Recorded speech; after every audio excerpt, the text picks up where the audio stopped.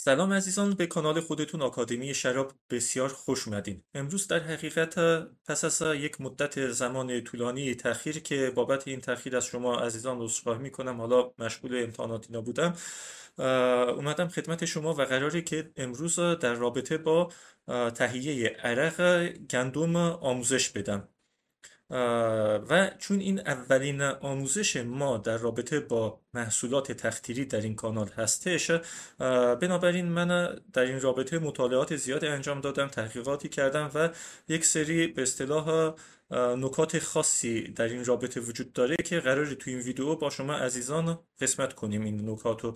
در حقیقت هدف من تو این ویدیو دستیابی به یک عرق کاملا خالص هستش، بدون حالا ناخالصی ها. حالا البته نمیشه گفت کاملا خالص، چون در شرایط خانگی با وسایلی که در منزل داریم، حالا خیلی ها از دیگه زودپز استفاده میکنن و فاقد برج تختیر هستش دستگاهشون. حالا همین دستگاه خود منم فاقد برج تختیر هستش.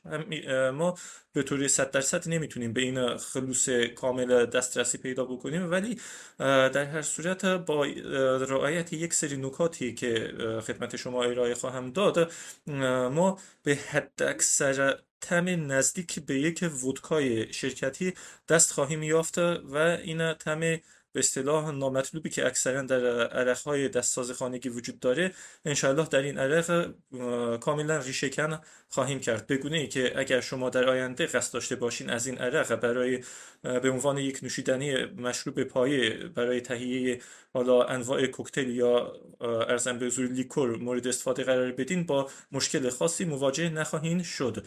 وقتی شما عزیزان رو بیشتر از این نمیگیرم، سریع بریم سراغ ویدیو تا با همدیگه این سفر جادویی رو آغاز کنیم.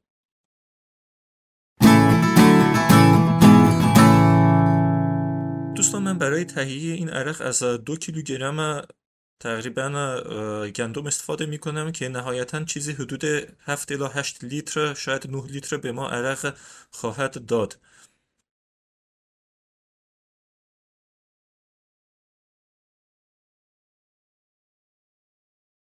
خب عزیزان، همینطور که میبینین من این گندمایی رو که تهیه کردم اینا تمیز نیستن، بایستی اینا رو حتما با آب تمیز بشوییم و این قسمت پوسته هاشو از دانه ها جدا کنیم. حالا اینا یک پوسته هایی روشون دارن که بایستی جدا بشه، اینا دانه هاشون سنگینه، میره زیر آب و پوسته هاشون روی سطح آب قرار خواهد گرفت که به راحتی میتونیم اونا رو جدا کنیم.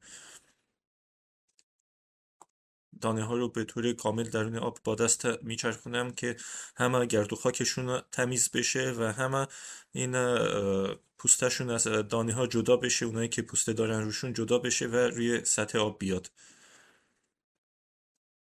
پوسته ها رو با استفاده از یک ملاقه، حالا یک ملاقه سوراخ‌دار، از روی سطح آب جمع میکنم. دانه ها سنگین هستن، زیر آب رفتن. شاید لازم باشه یه بار دیگه این عمل شستشو رو انجام بدیم و بایستی این کار رو اونقدر انجام بدیم که کاملا این دانه ها تمیز بشن. البته یک نکته خیلی مهمی در اینجا خدمت شما عرض کنم و اون اینه که دانه های گندم جزو غلات هستند و غلات حاوی نشاسته هستند. نشاسته نوعی قند پیچیده هستش که به تنهایی توسط مخمرها قابل تجزیه نیست که بتونیم از این اتانول به دست بیاریم. به خاطر همین بایستی این ابتدا ما این قند پیچیده رو به یک قند ساده تبدیلش کنیم و برای این منظور روش های مختلفی وجود داره. یکی از این روش ها استفاده از آنزیم های خاصی مثل آنزیم های آلفا آمیلاز، گلوکومیلاز و غیره هستش، ولی چون این آنزیم ها چیزهایی هستن که احتمالاً به سختی در دسترس هستن و شما نتونین پیدا کنیم، من در اینجا از روش های طبیعی و سنتی استفاده خواهم کرد که عبارتند از روش های مثل حرارت دادن، جوانه زدن و روش های دیگری هم مثل خرد کردن و غیره وجود دارن که با این روش ها میتونیم این به اصطلاح خنده های پیچیده رو به خنده های ساده تر تبدیلش بکنیم. من در اینجا از روش جوانه زدن استفاده می کنم که یکی از مؤثرترین روش های تبدیل نشاسته به خنده های ساده تر هستش. خب دوستان، همینطور که شما الان مشاهده میکنین من این دانه ها رو کاملا شستم از گرد و خاک و این لایه سبوس پوسته رویشون جداشون کردم. حالا اینا رو درون یک ظرف بزرگ تقریبا گشاد به ضخامت تقریبا 2 سانتی متر پهنشون میکنم و اگه لازم باشه روش میتونین یک پارچه پهن کنین، پارچه رو مرطوب نگه دارین که اینا جوانه بزنن. این عمل چیزی حدود 2 الی 3 روز طول میکشه. پس از 3 روز شما بایستی جوانه هاشو مشاهده کنین. این در یک اتاق تاریک قرارش میدیم. اینجا یک نکته خیلی مهمی وجود داره و این به خاطر اینه که از عمل فتوسنتز جلوگیری کنیم، چون اگه اینا در معرض نور قرار بگیرن عمل فتوسنتز انجام میگیره و ممکنه باعث سبز شدن جوانه ها بشه که این نهایتا باعث اضافه شدن یک طعم نامطلوبی به عرقتون خواهد شد و این به خاطر جلوگیری کردن از این عمل هستش.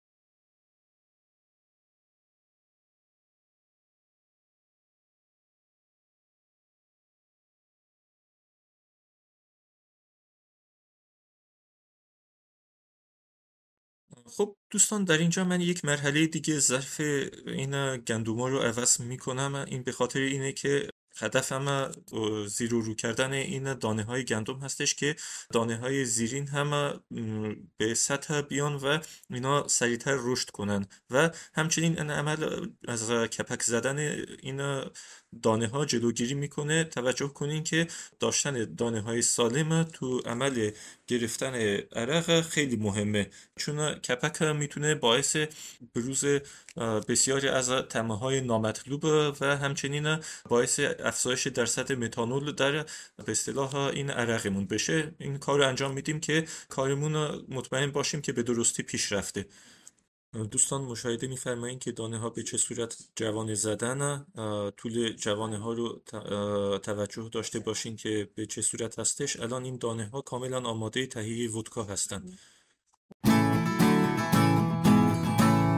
در مرحله بعدی ما بایستی مقدار آب تهیه کنیم و در حقیقت شیره اولیه و این دانه های گندم رو برای ادامه تخمیر درون این شیره بریزیم. برای تهیه این شیره ما به 20 لیتر آب نیاز داریم، یعنی ما که از 2 کیلوگرم گندم استفاده کردیم برای هر کیلو از 10 لیتر آب استفاده خواهیم کرد و برای کل این مقدار به 5 کیلوگرم شکر نیاز داریم. یعنی چیزی حدود 2 کیلو 400 گرم برای هر لیتر که میشه 4 کیلو 800 گرم. حالا من از 5 کیلو استفاده میکنم، مشکل خاصی هم پیش نمیاد و هر چقدر شیرینیمون بیشتر باشه درصد الکلمون هم تولید شده هم بیشتر خواهد بود و بهتره که آب رو گرم کنیم و شکر رو درون آب گرم بازش کنیم، حلش کنیم، چون بهتر حل میشه و آب سرد ممکنه به اصطلاح طول بکشه و شما هم خسته بشین. به خاطر همین شکر هم در آب گرم بهتر باز میشه و همین که آب جوشیده باشه از میکروارگانیسم هایی هم که درونش وجود داشته باشن تمیز میشه و کارمون بهتر پیش میره.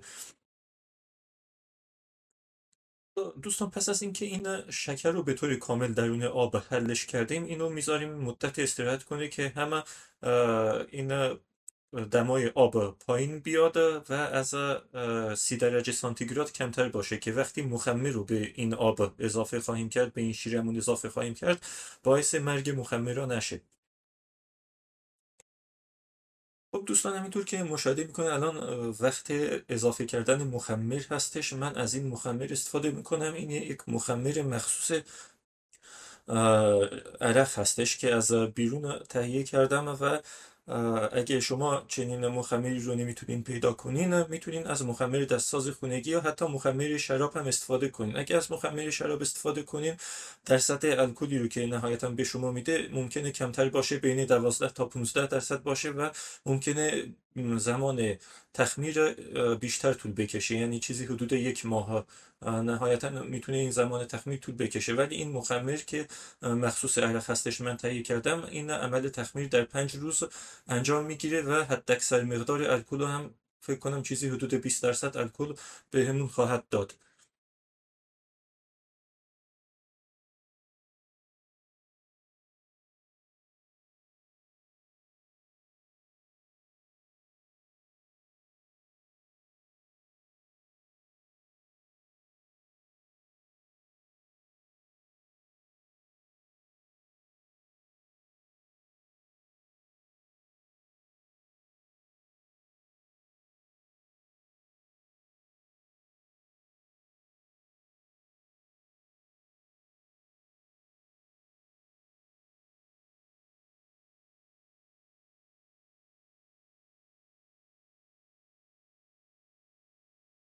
خب پس از اینکه دمای این محلولمون کمی پایین میاد، من این دانه های جوان زده رو به داخل ظرفمون اضافه میکنم.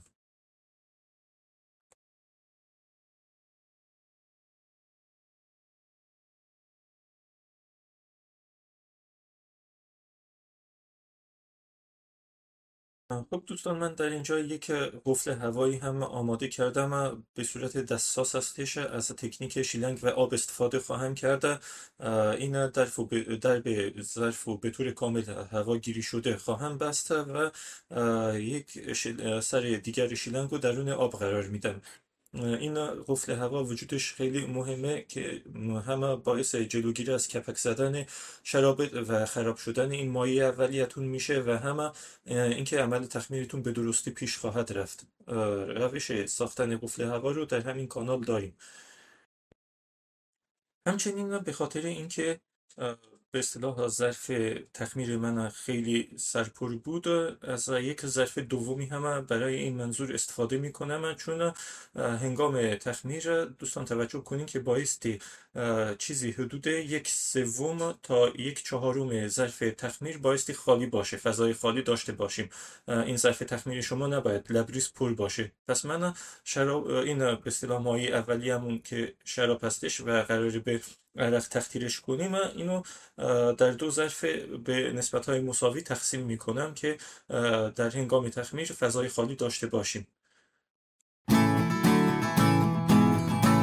خیلی خوب دوستان، الان 5 روز از زمانی که من این عرقمون رو به اصطلاح مایع اولیه‌مون گذاشتم که تخمیر بشه میگذره. با هیدرومترم اندازه گرفتم، درصد شیرینیش رو 0 نشون میداد و این بدان معنی است که کل قند موجود در این مخلوطمون به الکل تبدیل شده.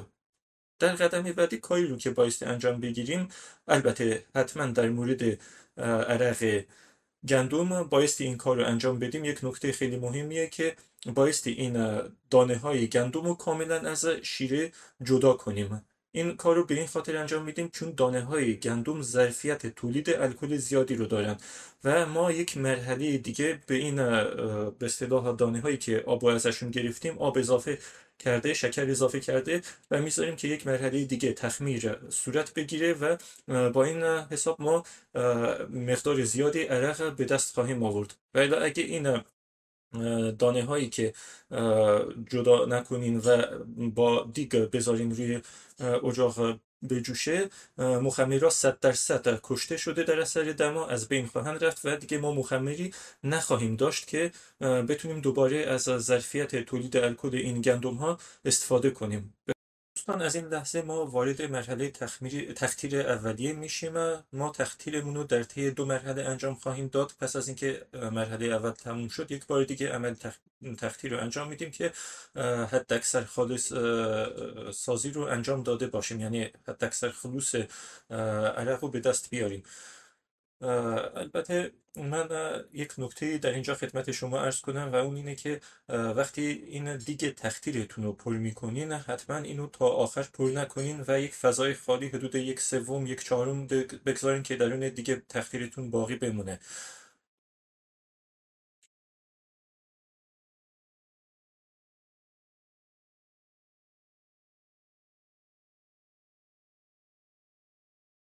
دوستان، یکی از محصولات جانبی تخمیر متانول هستش که به صورت قطع در هنگام تخمیر این محصول در محصولات تخمیری به وجود میاد، ولی درصدش اونقدر کمه که در محصولات تخمیری اصلا به نظر هم نمیرسه.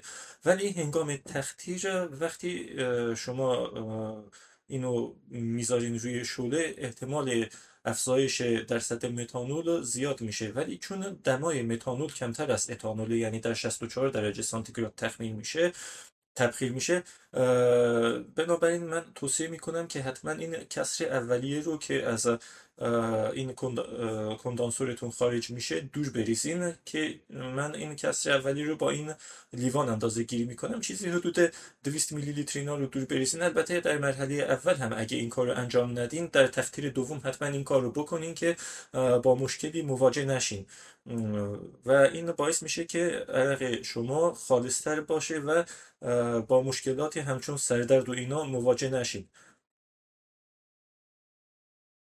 دوستان، توجه کنین که من موقعی که این اندازه گیری میکنین در سطح الکلتون رو، اینو مستقیما درون شیشه نریزین. ابتدا اینو درون یک شیشه جداگانه اندازه بگیرین. الان این مرحله اولی که من اندازه گیری میکنم 60% رو نشون میده.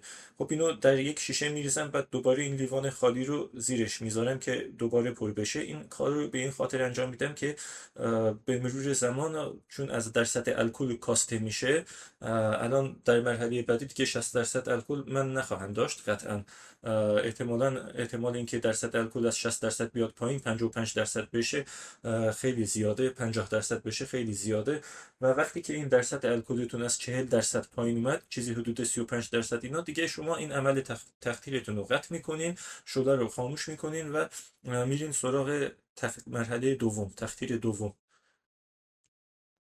عزیزان، در هنگام تخدیر وقتی دیگتون رو روی شعله میگذارین، توجه کنین که دمای تبخیر اتانول 76 چیزی حدود 76 درجه سانتیگراده. به خاطر همین برای اینکه با مشکل خاصی مواجه نشیم، بهترین کاری که من میتونم در اینجا توصیه کنم اینه که دمای دیگتون رو چیزی حدود بین 80 درجه تا 90 درجه تنظیم کنین و دیگه نذارین که از این بیشتر باشه. ممکنه یکم زمان تخدیر طول بکشه، ولی در مقابل شما خالص سازی شما بهتر انجام میگیره و مشکل به وجود آمدن متانول هم نخواهیم داشت.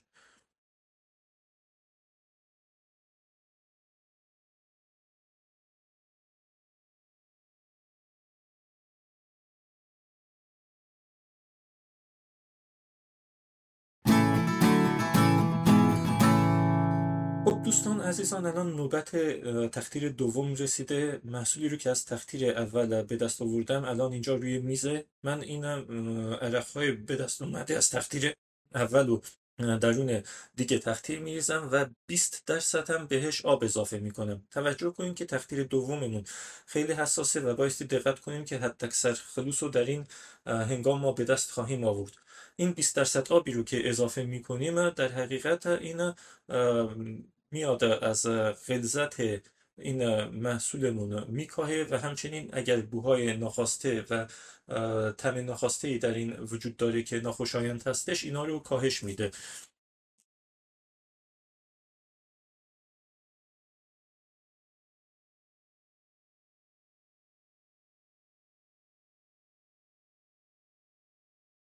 همچنین من درون دیگ مقداری زغال قرار میدم که البته اگه شما بتونین زغال فعال مخصوص مواد غذایی احتمالاً در داروخونه ها میفروشن پیدا کنین، نتیجه خیلی بهتری میگیرین. و مقداری پنبه هم قرار میدم. اینا سموم موجود در مایع رو به خودشون جذب میکنن و ما مایع خالصتر و به اصطلاح با طعم لطیفتر و بهتری به دست خواهیم آورد. همچنین از بروز مشکلاتی مثل سردرد اینا احتمال اینا کاسته میشه.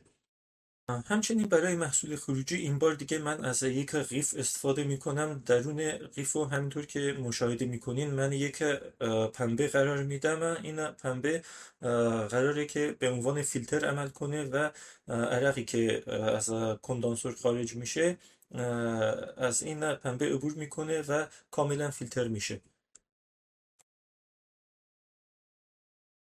خب دوستان، همینطور که مشاهده میکنین این اندازه‌گیری مربوط به اصطلاح مرحله دوم، تخدیر دوم هستش. در همین مرحله اول 80% عرق خارج شده با درجه الکل 80%. و این احتمالا چند تا اندازه همین لیوان که استفاده کردم 80% خارج میشه و بعد از اون دیگه شروع میکنه به کم شدن درجهش که وقتی کمتر از 35 عذر میخوام، کمتر از 40 درجه شد تخدیر ما کامل شده. خیلی خوب دوستان، همونطور که مشاهده می‌فرمایید کار امروز ما هم به اتمام رسیده. فقط یکی دو مرحله از کار باقی مونده که من بایستی انجام بدم. من کل نتیجه کار امروزمون رو در 4 شیشه به ترتیب همونطور که مشاهده می‌فرمایید 80% و 72%، 60% و 40% که آخرین قطره‌های خارج شده هستش که تقریبا با آب ترکیب شده خارج شده به دست آوردم. نهایتا ما این عرق‌ها رو با همدیگه ترکیب خواهیم کرد و به یک درجه مطلوبی دست خواهیم یافت. همطور که در اول ویدیو هم خدمت شما عزیزان عرض کردم، در حقیقت چون ما از دستگاه خانگی استفاده می کنیم و این دستگاه همون مجهز به برج تختی رو نمیدونم این حالا برج پیشگرمکن و بعضی امکانات خاصی که حد اکثر مقدار خالص عرق رو به ما تحویل میدن نداریم، به خاطر همین احتمال این وجود داره که خیلی هاتون در تولید عرق نهایتا یک نوع بوی نامطلوبی که حاصل همین به اصطلاح مخمرها هستش، بوی مخمرها هستش و یا بوی بعضی ناخالصی ها، حالا بوی ترشیدگی، حالا ممکنه در طی این مدت که تخمیر انجام میگیره بویهای نامطلوبی از طریق این محصول تخمیری، حالا محصول تخمیری من در اینجا گندم بود، حاصل بشه که روی عرق تاثیر بذاره. البته این مشکل با دو تخمیر کردن برطرف میشه. حالا در عرق که من تهیه کردم این مشکل تقریبا میشه گفت برطرف شده، این مشکل رو من ندارم. ولی من باب آموزش، مهمترین قسمت آموزش امروزمون مقدار بنتونیت رو من آماده کردم. آموزش تهیه کردن بنتونیت رو هم توی این کانال داریم، میتونین با لینک بالا تماشا کنین. قراره که مقداری بنتونیت به عرق اضافه کنم تا این میزان به اصطلاح اگه بوهای ناخوشایندی در عرقمون وجود داشته باشه، بوی حالا مخمرها هستش و غیره، اینا رو بنتونیت میتونه کاملا از بین ببره و یک طعم و بوی مطلوبی شبیه به تقریبا ودکاهای شرکتی رو به ما خواهد داد. من این آزمایش رو روی به عرق 60% خودم انجام خواهم داد. فقط مقدار کمی از این عرق رو امتحان میکنم و اگه نتیجه مطلوبی بده، که البته حالا هم من که بو میکنم بوش واقعا خوشایند هستش، بوی نامطلوبی نداره، بوی مخمرها کاملا از بین رفته در این تقطیر دوم.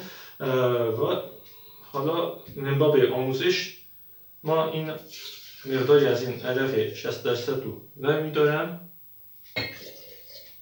البته مقدار کمش رو برداشتم که امتحان رو روی مقدار کم انجام بدیم و اگه نتیجه مثبتی بگیریم روی کل محصولمون اعمال خواهیم کرد.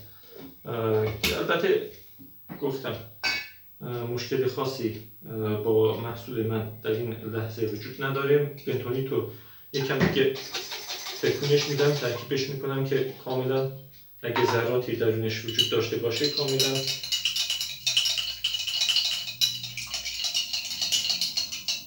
ذرات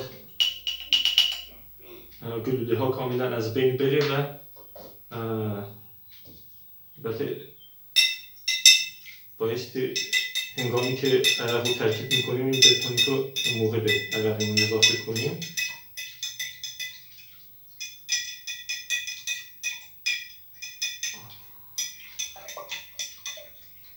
خیلی خوب، من این بنتونیت رو به عرقمون اضافه کردم. دوستان یکم خوب همش میزنم که به صورت یک نواخت در همه جای عرق منتشر بشه.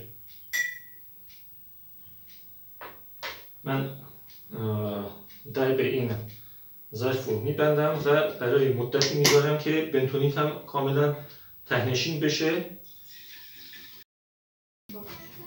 عزیزان همینطور که مشاهده میکنین الان چیزی حدود 24 ساعت از زمانی که این بنتونیت رو با عرق ترکیب کرده بودم گذشته. همینطور که مشاهده میکنین الان این قسمت بالا کاملا زلالیت به اصطلاح این عرقمون کاملا قابل مشاهده است. بنتونیت ته‌نشین شده و حالا وقتی این رسیده که اینو عرق رو از بنتونیت جدا کنم و هدف ما این بود که بوی نامطلوب عرق رو برطرف کنیم و الا هدف در اینجا شفاف سازی نیست، مثل این شراب زلال کردن نیست، بلکه برطرف کردن بوی نامطلوب هستش.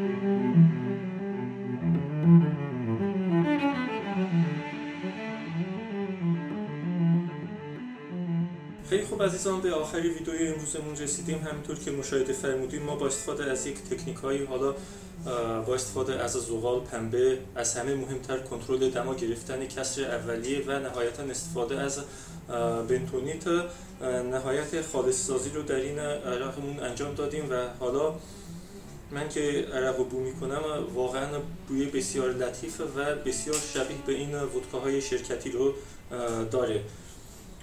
خب و اما تو این آخر ویدیو خواهشی که میتونم از شما عزیزان بکنم، البته توجه کنین که این یک توصیه نیست، خواهشه که در مصرف این نوشیدنی های الکلی دیگه تاسه نشه بازی نشه نکنین، چون واقعا این الکل به وجود انسان ضرر میزنه. همین یک فنجان، نهایتش 2 فنجان دیگه کفایت میکنه و نیازی نیست که با مصرف زیاد نوشیدنی الکلی مست کنیم و هم باعث به اصطلاح آسیب به وجود خودمون بشیم و هم باعث آزار دیگران بشیم. پس من و یک البته توصیه‌ای هم که میتونم در اینجا بکنم اینه که هیچ وقت با معده خالی این به اصطلاح عرق و میل نفرمایید. من مقداری حالا از این تیکه برمی دارم. خب دوستان، سلامتی شما. امیدوارم که این ویدیو مورد پسند شما قرار گرفته باشه و حتما در قسمت کامنت ها منتظر لایک ها و کامنت های شما عزیزان هستم.